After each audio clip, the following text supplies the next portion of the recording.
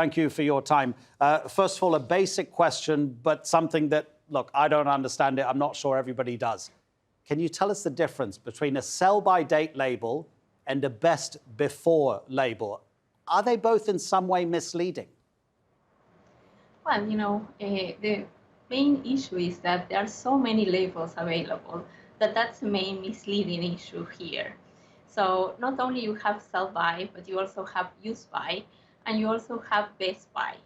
In terms of sell-by and use-by, they're usually related to perishable items, while in the case of best-by, is for less perishable items or shelf-stable ones.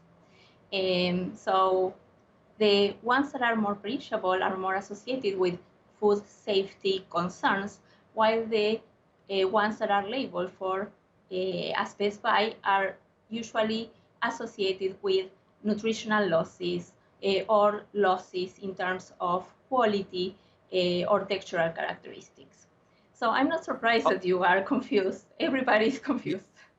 Exactly. And I don't want to concentrate too much on this because it's such a big issue. So if you can be very, very, very brief, out of those different labels you've described, if you were to recommend the one that should be most closely followed, which one of those would it be? The use by.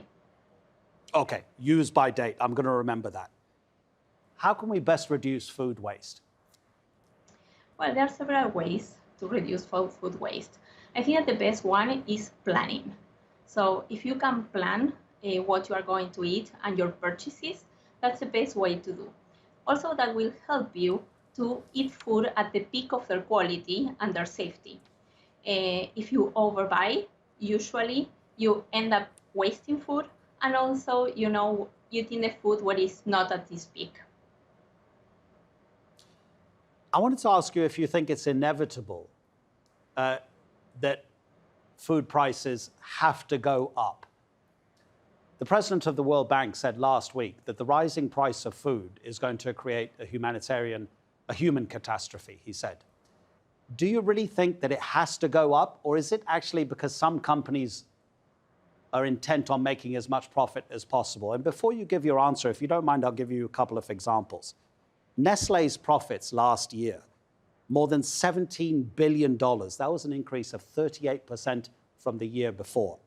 There's an American company called Archer Daniels Midland. It takes natural products and it turns them into food staples. And its net earnings in the first 3 months of this year, just in the first 3 months, were more than $1 billion. So do food prices have to go up, or should companies actually reduce the prices? Well, I think that in some cases, the food prices do not reflect the resources that are put into producing them, and also the salaries of the people that are working in the industry are quite low.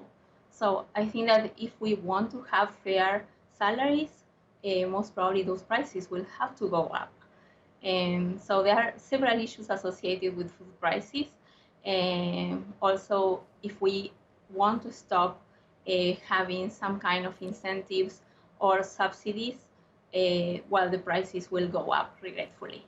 I think that also there is the issue of climate change, and that will reduce the availability and the predictability of the resources that we use to produce food. And that is a major issue that we have to take into consideration and will affect food prices as well. Maria, thank you for your time. Maria Corradini.